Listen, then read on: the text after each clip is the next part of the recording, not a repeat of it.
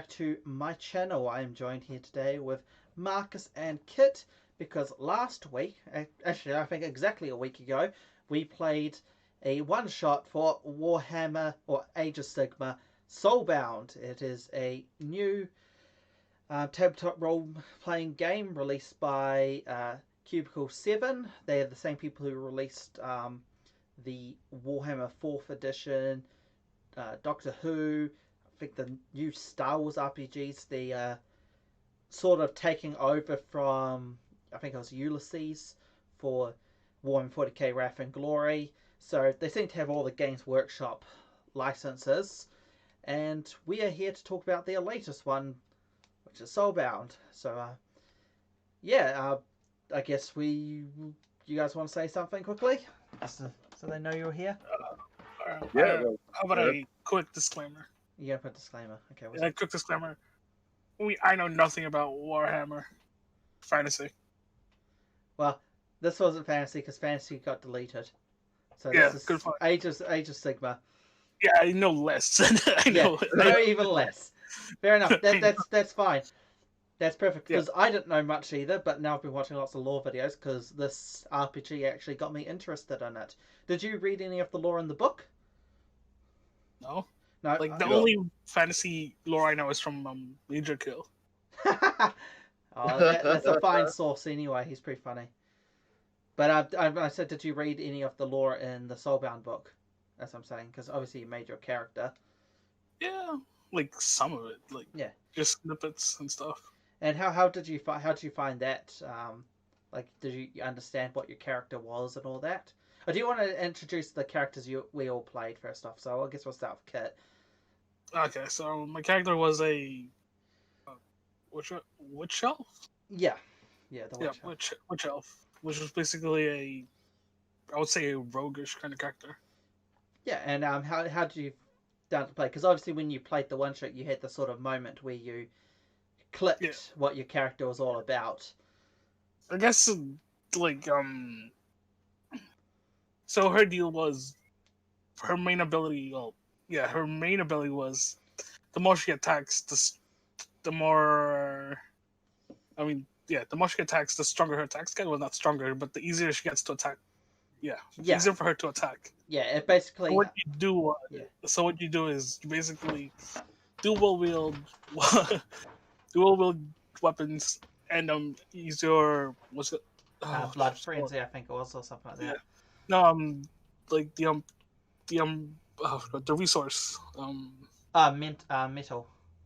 Yeah, the metal to increase more attacks. It was just and you just became a human blender. It was amazing. Yeah, and he had a moment of glory where the character I was playing, I was also GMing. I just chucked in a character, so it was a more rounded group. I played a battle wizard. He was he basically did what wizards do, and I played a metal wizard, and I basically buffed him up. We spent a point of Soulfire, which is a special resource we'll get into a bit, which I could max out my successes, and I gave him +4 attack, I think it was.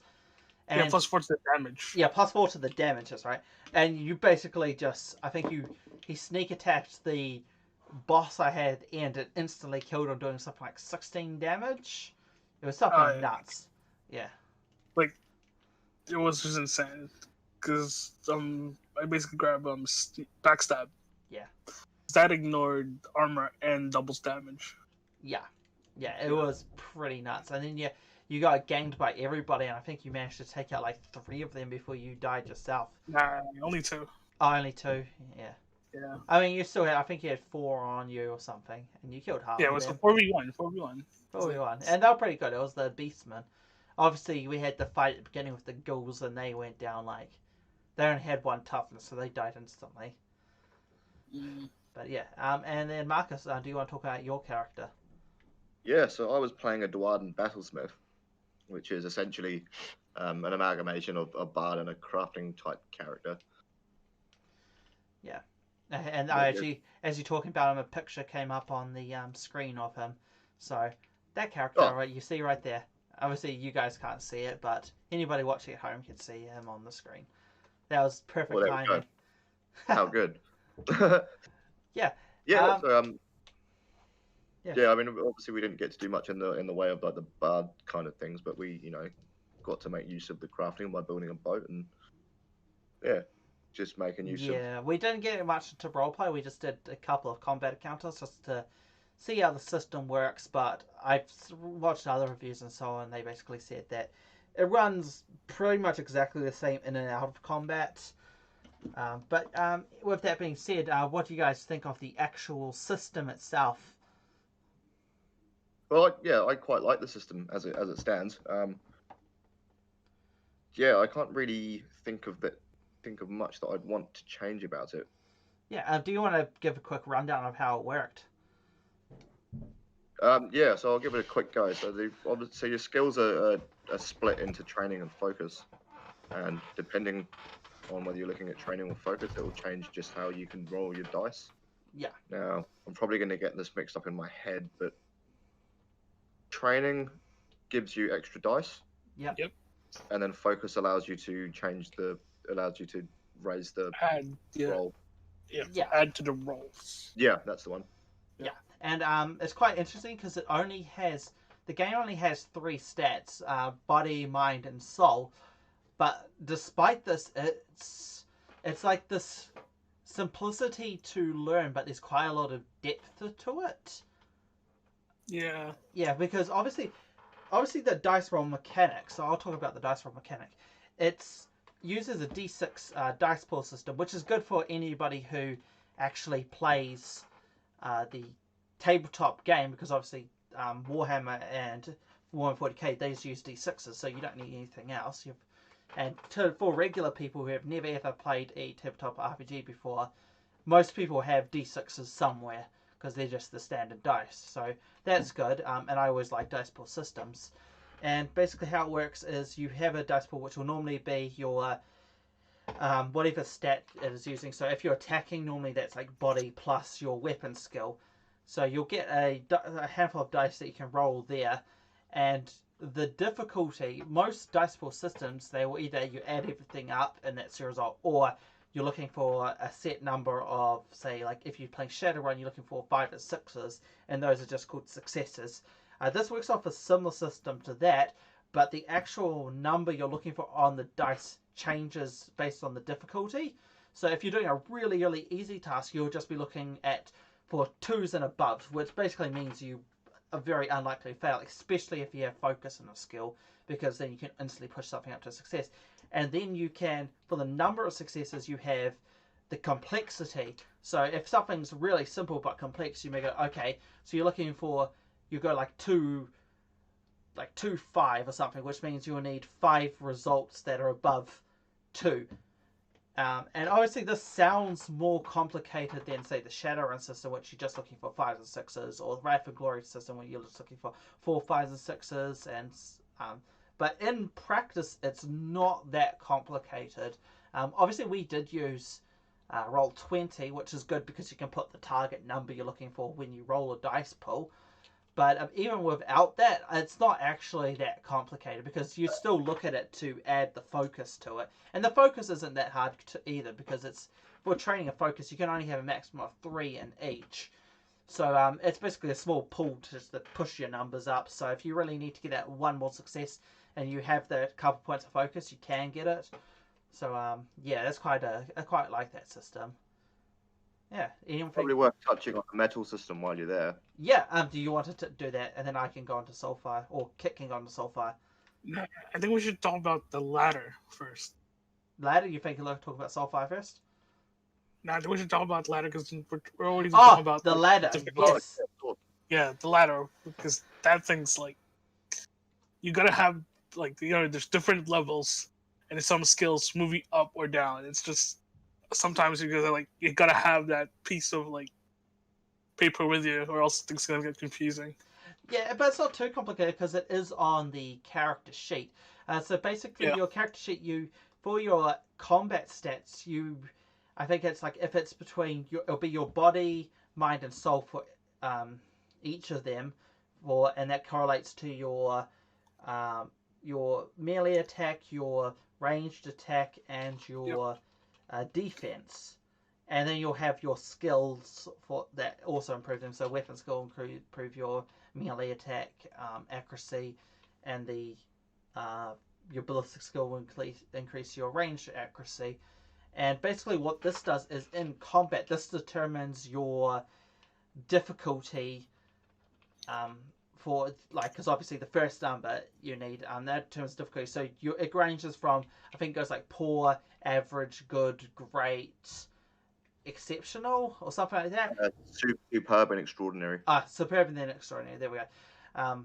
So basically, how this works is you'll have like a number. So you go, okay, so my body plus my weapon skill is 4. So that gives me an average thing. So I think it goes like 1 to 2. I think it goes, is it 2s or 3s it goes up? And I think it's 1 to 2 is poor, 3 to 4 is average, 5 and 6 is good, and so on. It keeps on going up. And then these talents which will improve that. And basically what you do is you look at your melee accuracy. Say if you're doing a melee attack, you look at your melee accuracy versus their defense stat, and the difference determines if it's easy or hard. So if you are both just at average, you're just looking for 4s. So essentially that gives you a 50% chance when you roll a dice to get a hit, a success.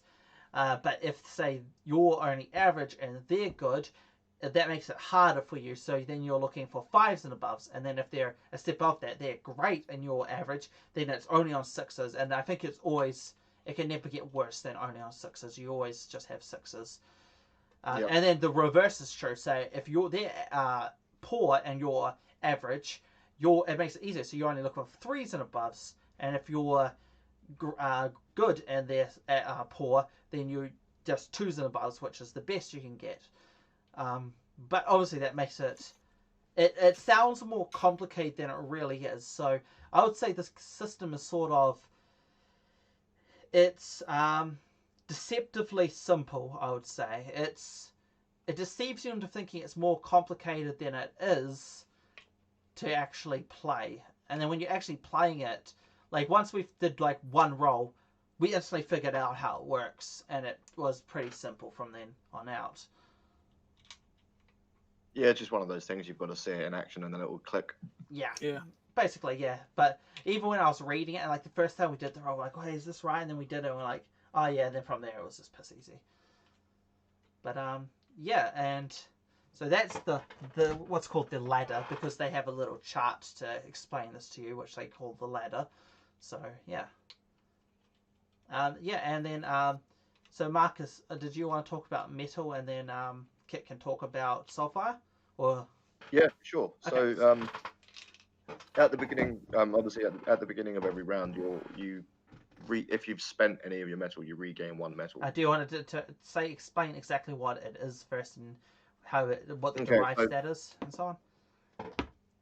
Oh, hold on. I can't remember how it all went together. So the metal is, what was that derived from? Was that derived from your mind? Oh, your soul. So Oh yeah, it's half your soul rounded up. That's right. Yep. Yep. That'll give you your metal store, and then you can use as many metal points as you want in your turn, as long as you've got them. But you only regain 1 at the end of the next turn. Yeah. However, so the way the metal thing works is you can use it to essentially expand either your training or your focus. So you can either double your dice pool, yeah, or you can double your focus pool, so you can use it to grant yourself more successes on low rolls, or just have more rolls in the first place.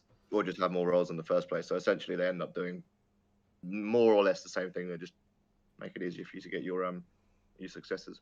Yeah, and then you can also probably more importantly is you can use it to give yourself an extra action. Yes, that's the other one. Yeah, and I think it has one other use, but those two were really the ones that we used a lot. Like getting that extra action, essentially because you always get 1 back each turn, you might as well always either double your training or take an extra action, whatever's most beneficial. And Kit's character, he made a lot of use of that by essentially using the 2-weapon fighting along with taking the doubling the pull and doubling the actions, because it essentially meant the character Day could get off like 4 attacks a turn and would have like a 5 dice pool for each attack, and that was insanely good. Like it was like a human blender. It was fantastic. Yeah, I think Kit caught onto it a lot quicker than the rest of us. Yeah. Yeah, he figured it out pretty quickly. I was quite impressed by that. Yeah. Yeah. Do you have anything to add about that, Kit? Yeah. I'm pretty sure. So metal was doubles dice pool or doubles focus. That's one thing. Yeah. That's like the only thing I remember about it. Yeah, and then you could also use to take the extra action. So obviously, I do actually I'll talk about that later. Actually, we'll just do you want to address Soulfire then, Kit? What you remember about it? So Soulfire is a resource that's shared by the group, and it's based on the amount of people, amount of Soulbound in your group. Yeah. So it's not the party size; it's the amount of Soulbound. Yes, and that's an important distinction because Stormcast Eternals cannot become Soulbound. They have their own perks to playing one, but they can't become Soulbound, which means they don't increase Soulfire, but they also can't use it. So that's something to remember if you build a Soulbound character. But carry on anyway about its uses and so on. Okay, so I'm just trying to. Okay, so Soulfire, when you use it, everyone in the party has to agree to use it. That's one thing, or else there's some rules for it. That's like which I did not read at all. Yeah, basically, I did because it's more of a GM resource. So Soulfire is meant to be like a player resource for them to spend, and it also acts like it's a good way of making the party work together. And the other mechanic which the GM has is called Doom, and if you spend Soulfire, you can you have to ask the party if you want to use it. But if the party says no and you say fuck it, I want to use the Soulfire anyway, that increases the Doom, which essentially the monsters' stats. They have like a little. Some of the monsters, normally they're like the bosses and stuff, they have this little section that says if the Doom is at a certain level, give them this ability. And they will normally have like a couple of those. So as Doom increases, the difficulty of everything they fight also increases. So those two mechanics work together to sort of force the party to work together. But yeah, Kit, did you want to say how you actually use what you can use Soulfire to do? Okay, so basically, Soulfire is basically metal but more powerful. So one of the abilities is, one of them was all of your dice are rolled to the highest degree amount. So basically, if you have a dice pool of 5, all those 5 dice will all come out as 6. Yeah. And obviously, when we use Soulfire to turn little Day, your Kit's character, into basically a god for a short period of time, I use that to use. I think it was like called Blessing of Carmen or something like that. But I increased the damage by +4, which was quite absurd when you're dealing the amount of damage that she was dishing out. But yeah, and there's a couple of other uses. That was the main one. You can also use it to re-roll any dice after the results have been called. So that one obviously used preemptively, just to say, okay, we'll use this to make sure it's maxed out. The other uses, you can re-roll, so you could fail a roll you have to do, and then you're like, oh, should we re-roll? Yeah, we'll re-roll that. And that uses that's probably not a very. It's probably one of the least powerful ones. The other one is you can burn a Soulfire to not die. So if you would die, you can basically say, will you spend Soulfire to make sure you stay alive? Yeah. Oh, one thing to add. Yep. Because Soulfire is related to the amount of soul bound in your character, in your group, that means if someone dies, you actually lose soul points. Soulfire, yeah. Yeah, that is important to note, and especially, although obviously as we said before, if they're Stormcast Eternal, that's not true as well, because Stormcast Eternals are fine without they don't contribute to it, so they don't take away from it either. But yeah, do you, Marcus, do you have anything to add about Soulfire? I didn't really get to do much with it. I kind of watched you guys from the side. So I'd like to.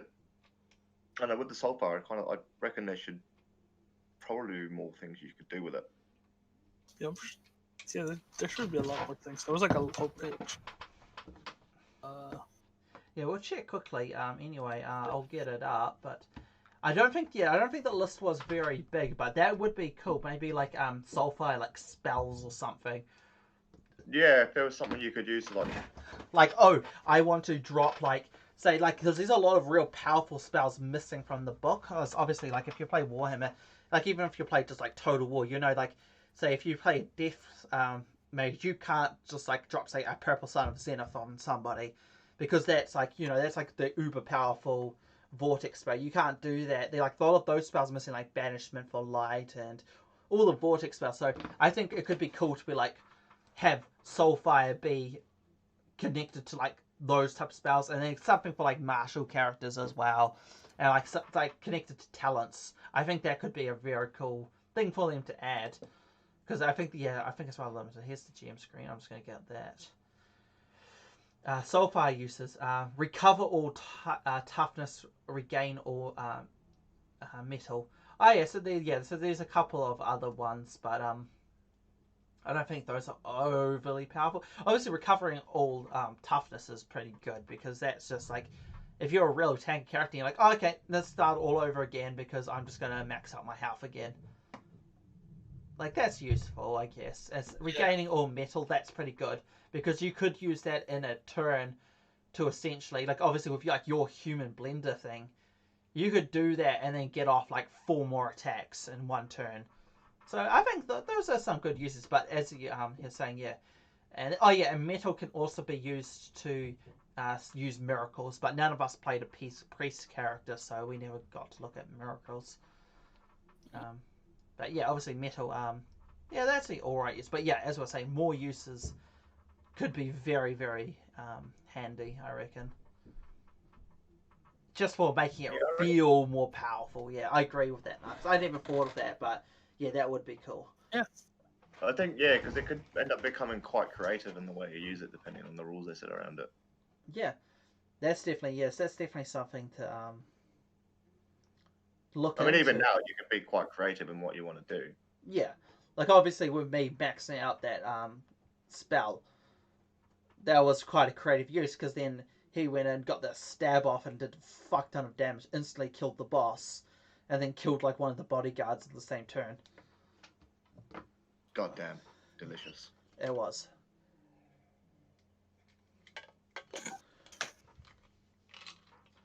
All right, and there's a couple of other interesting things. So obviously zones. That was an interesting. Oh, of course, the zones. Yes. Yeah. Who wants to touch on zones first? Okay, you should, since you're the GM, so... Yeah, okay, I'll talk about them then. So, zones were a very interesting way and very good for Theatre of the Mind. So, instead of having, like, a distance... instead of having, like, a map with distance on it, saying, like, this is... each square is 5 feet, you'd draw rough zones. So you'd be like, okay, there's, like, a zone... Like, I did one zone, which was like, okay, there's, like... Here's your like little outpost, and that's on a cliff, and it comes on. And there's like an opening, and that was the second zone, and then there was the forest, which is the third zone. And that was for the ghoul encounter, and essentially zones. They're a rather creative way of. They're very very helpful for Theatre of the Mind. They're also really like it was very quick to draw. Like I just drew these maps down on the Roll20, just scribbled them down real quickly and everyone could understand what's going on. And this essentially works for obviously moving and spells, ranges, all that stuff. So when you move, you take a move action to go in between zones, but you can spend a free action to move within your zone. And obviously this makes it very easy to understand. You don't have to, very easy to abstract, and then when you do spells, or you have a gun or something, you shoot across zones. So, some things will be, if they have, I think, a close range, they can only shoot within your zone. If they are medium, they can shoot across one. If they are long, you can shoot across two. But you can make maps really complicated and have heaps and heaps of zones, or you could have just a real simple map with only 2 or 3 zones.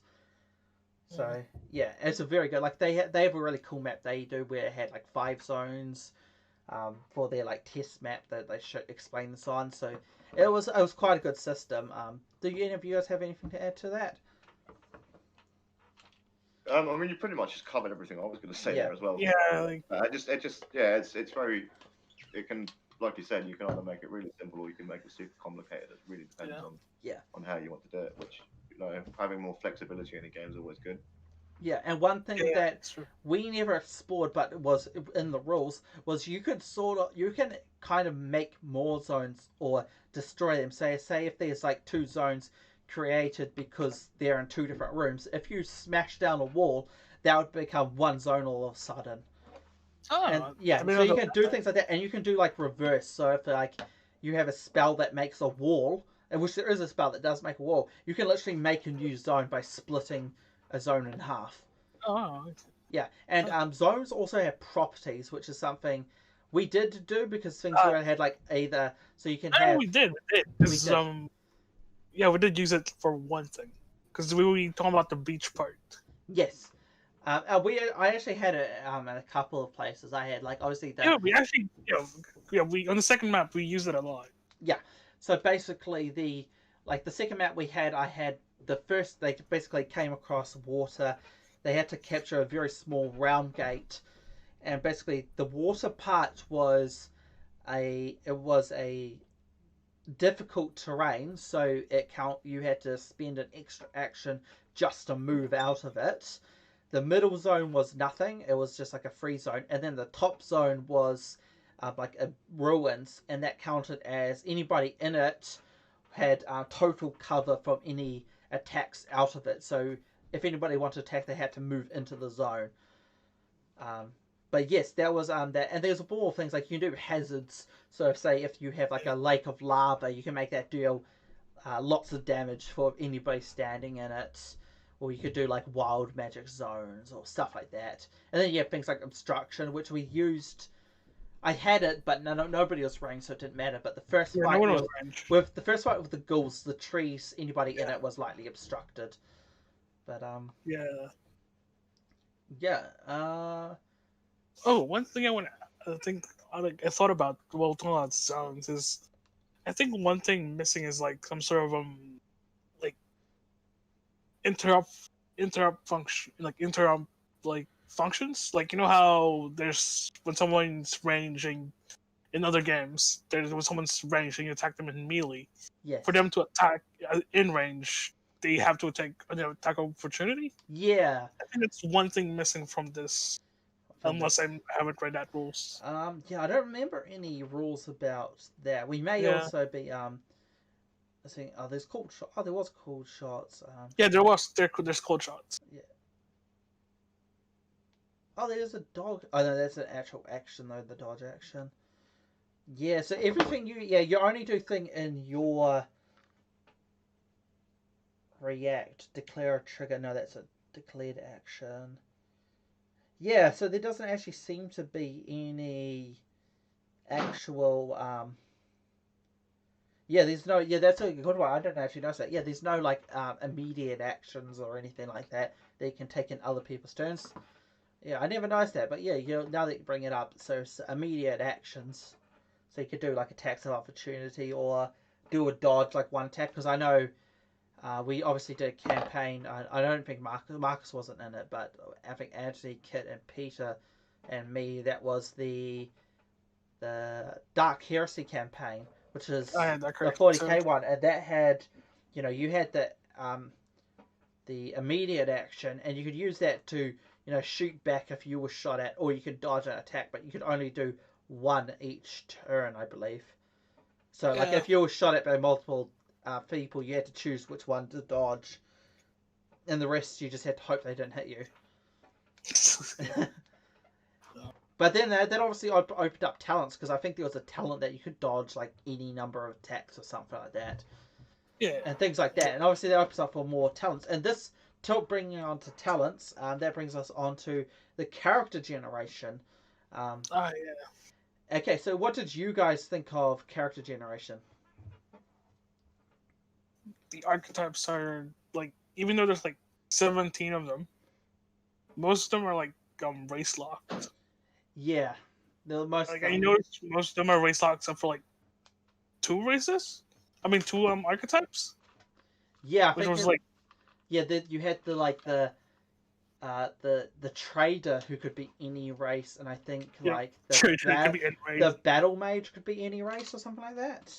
Yeah. Yeah, all the races were, they were pretty much all race locked. So I think that's one thing I did notice. I would have liked generic archetypes. So I would have liked, a generic fighter, a generic rogue type character. I think the trader was a rogue type character, but obviously the generic wizard, but more generic, so a generic priest, generic things, just so it's that would have been a good thing to add.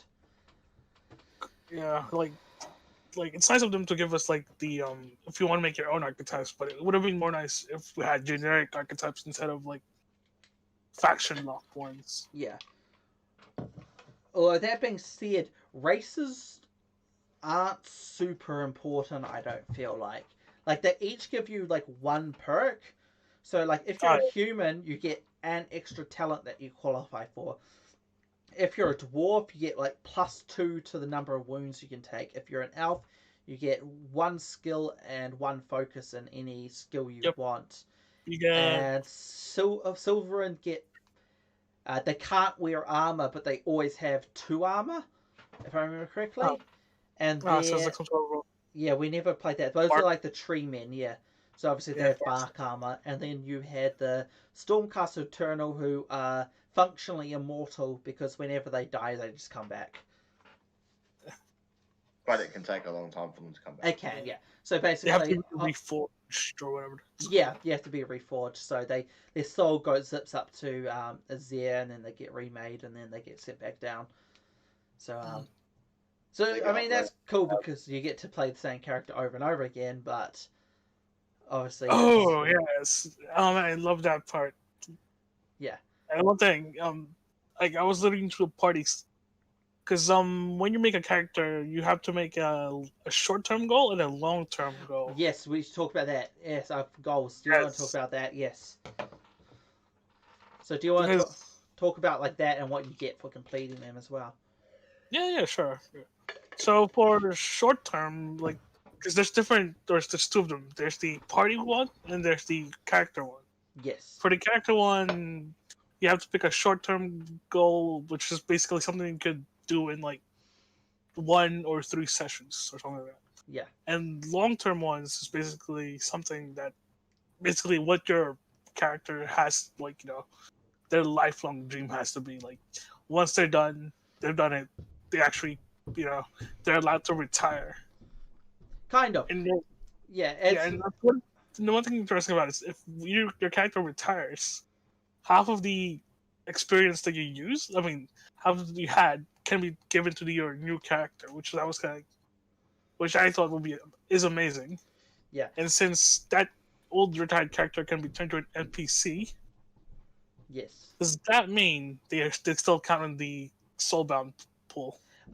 Probably not, because I would say they would get removed because they're no longer in the party as well. Yeah. Obviously, that would be quite insane. Obviously, you don't have to retire though. It's more like a character arc. You don't have to. But you can pick a new goal. Yeah. It's like a character arc. That's how the best way to describe it. So short-term goals just like your steps into completing a long-term goal. When you complete the long-term goal, that's like your character's arc completed. So you can pick like a new goal if you want to. And same thing goes for the party goal. You have a short-term party goal, which will be generally your sessions, like what you're trying to complete in that session. And then your long-term goal will be like an entire arc. So some examples of party goals could be like, so if we were to continue our one shot into a campaign, it would be the short term goal would have been to capture the realm gate. The long term goal would be to establish a storm keep at that gate and make sure it's held for long enough for it to be fortified.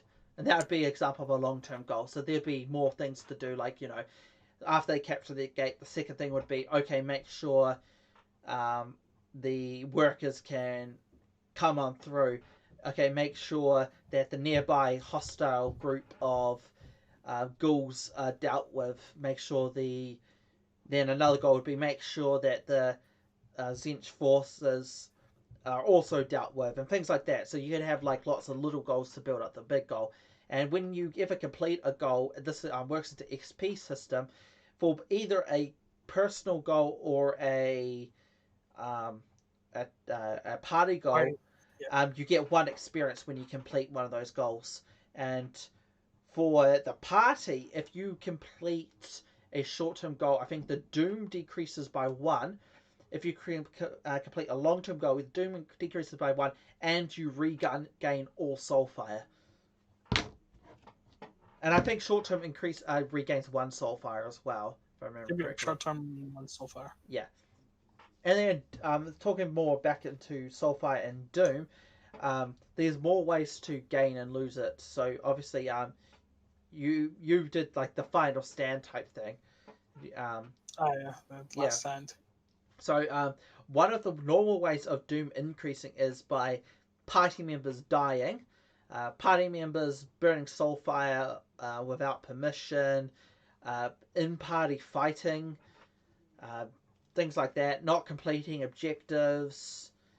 All those things will increase Doom.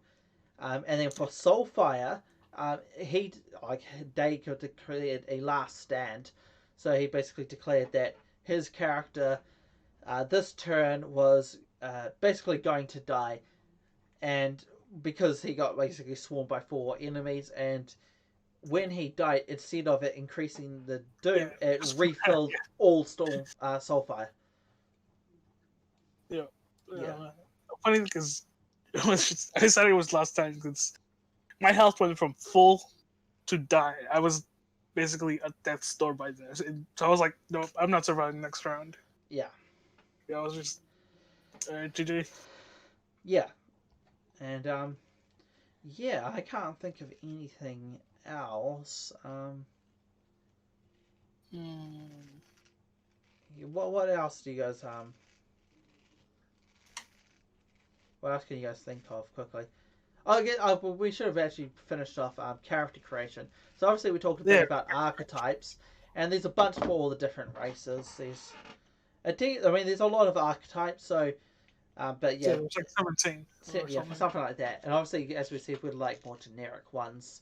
But all the archetypes there, I felt they did feel kind of unique. Even like the different types of sorcerers all felt like they had something different to offer. So if you looked at like the Darkling sorceress, she was basically all about like manipulating people.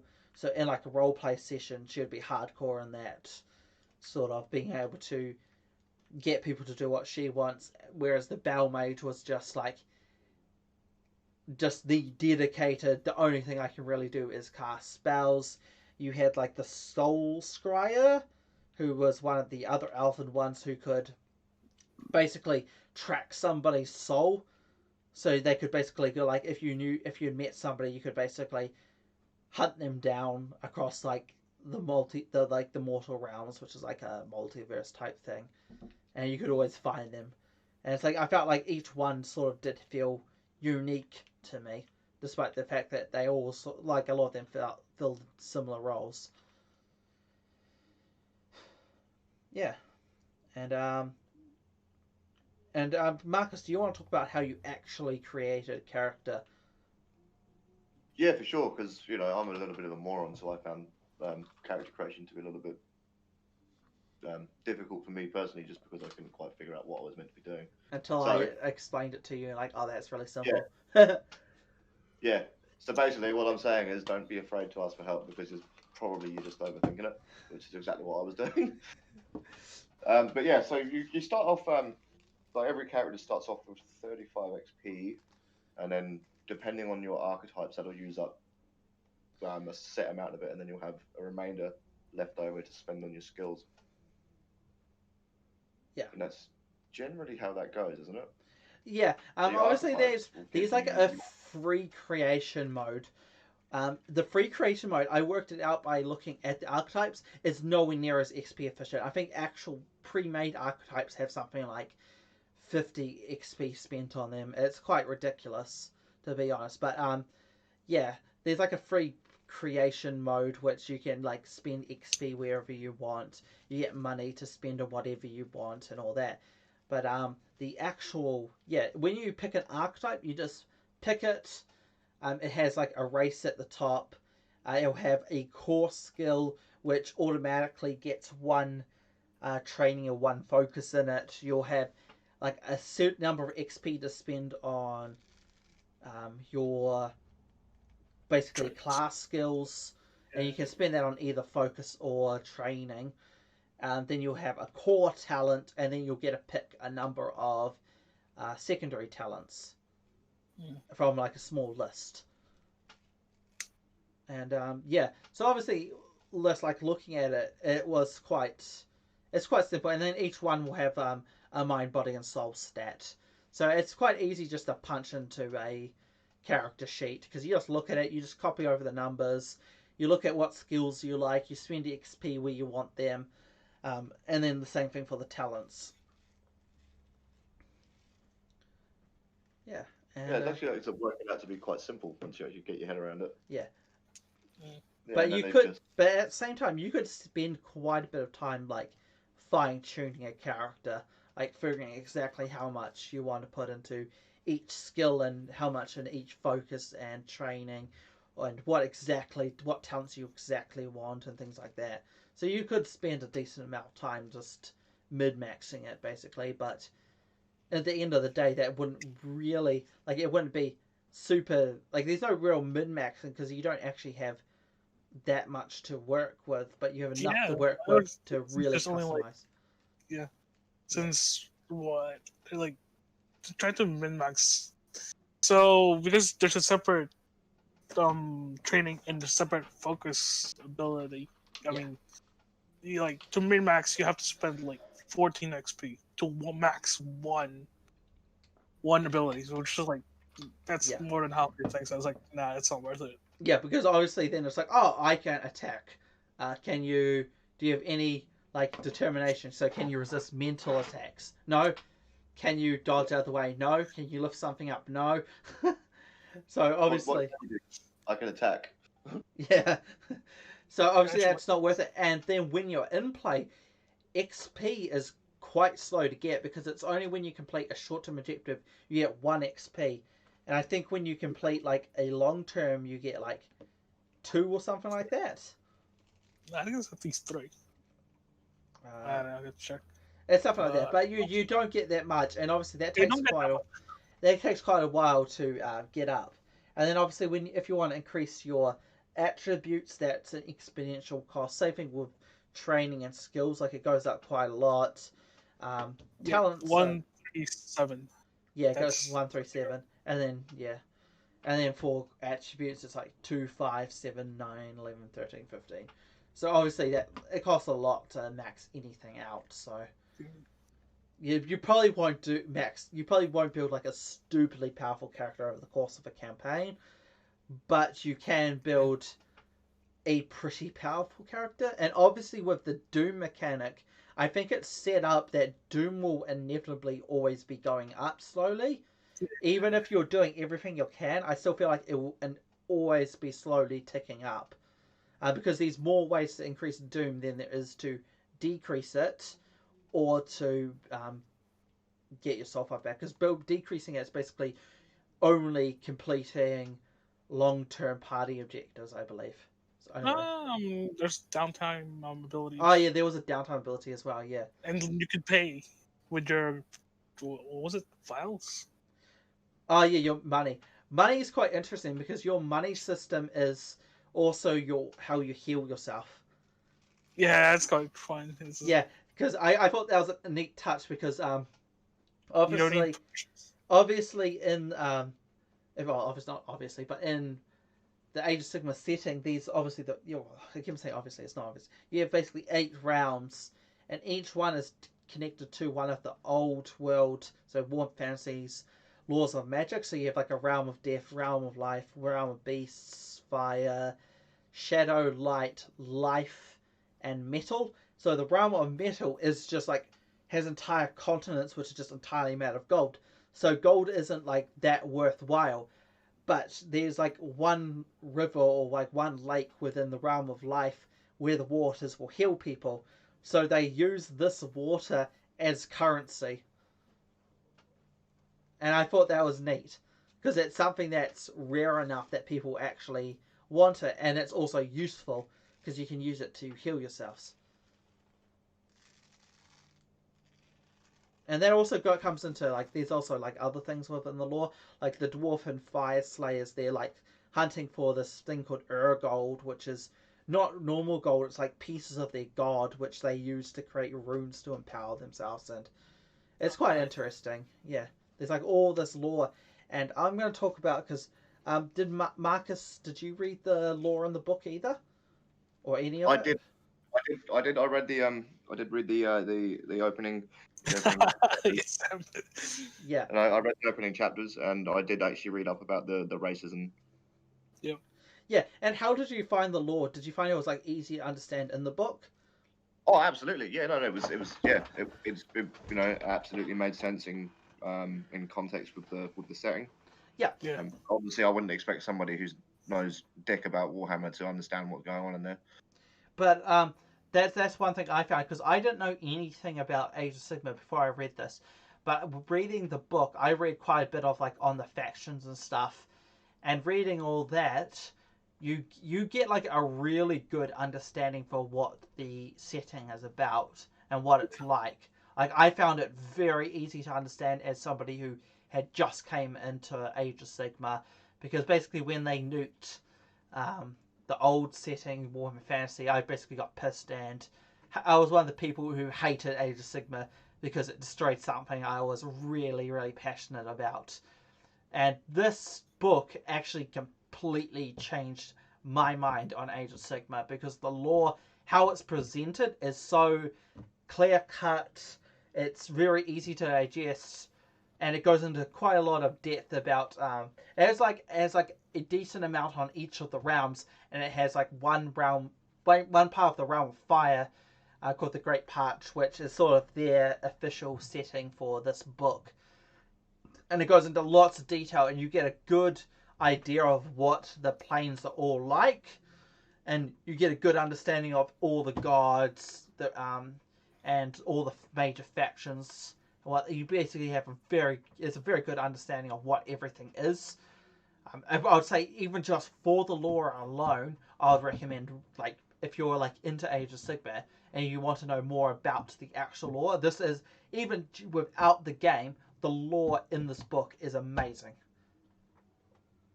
Like it was so good for it to understand. Yeah. I mean, yeah, for sure. Like, I didn't know anything about you know, Yeah. what the Soulbound was or anything like that, but it, you know, fully explained it really well. Yeah. And apparently they had proper Games Workshop writers to help them, and that would have definitely helped too. Oh, yeah, no wonder. Yeah, I would say so, but just yeah, I found it was super easy to get into and understand. So yeah.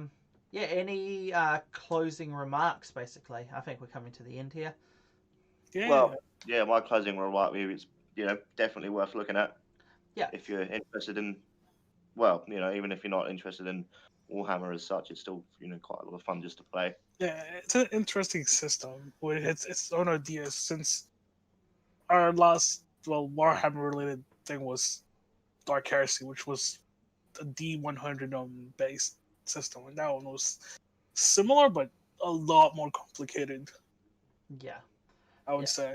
Yeah, I would say if you're a new person to like, even if you're a new person to tabletop RPG, say if you're somebody who just played the board game, Age of Sigmar, The this table is a really great introduction for RPGs in general.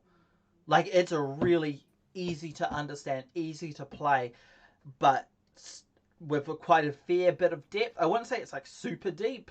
Like, there's some systems out there which go crazy in depth, but it's deep enough that you can build a character that really feels unique and acts uniquely compared to other people. Like, you could do like an entire warrior party, and if every so long as everybody's playing like different archetypes, even within the same archetype, you'd feel different. Like, if everybody was to do like, say, all battle mages, you'd all be really different based on just the laws you pick and what spells you have. Like, you can build like, and then like for priests it's the same thing. You have like all the different because you could play like, you know, a full on warrior priest. And yeah, there's a lot of like depth and just like your selection of talents you take and the selection of skills you take. So yeah, so it's really easy to play, but there's enough depth and enough freedom in character creation, and then as you level up to really make your character feel different but easy to understand and play. So I'd say, yeah, even if you're into tabletop wargaming and you wanting a new system, I would recommend this. If you're completely new to any form of tabletop RPG and you're coming from the wargaming side and you just like are interested because it's, you know, in the Age of Sigmar setting, I also really recommend this because the lore's great and it's fantastic, but the game itself is really easy to play. And if you play Age of Sigmar, this will be you don't have to buy like different dice. So like if you played like the Warm 40k ones like Dark Heresy, you had to, you know, go out and buy strange dice. You know, a D100 is not a normal dice, but your D6s, you're going to already have your D6s from playing Age of Sigmar anyway. So you don't need any new more tools than the ones you already had before. Yeah. And yeah. So Marcus, did you have any closing remarks or? No, I did mine first. Yeah, you did yours first. Kit, sorry. Kit, did you have any closing remarks? You already did mine. Oh, you already did it? We're all done? Okay. Yeah, you were the last one. Yeah, I was the last one. Okay, there we go. Yeah, so with that being done, if anybody... Oh, well, one person's apparently watching it live. They haven't said anything. They're a shy little fellow. But yeah, if that's it. So remember to like, subscribe, share, and all that normal stuff people ask you to do at the end of videos. And I'll catch you all next time. Have a great day.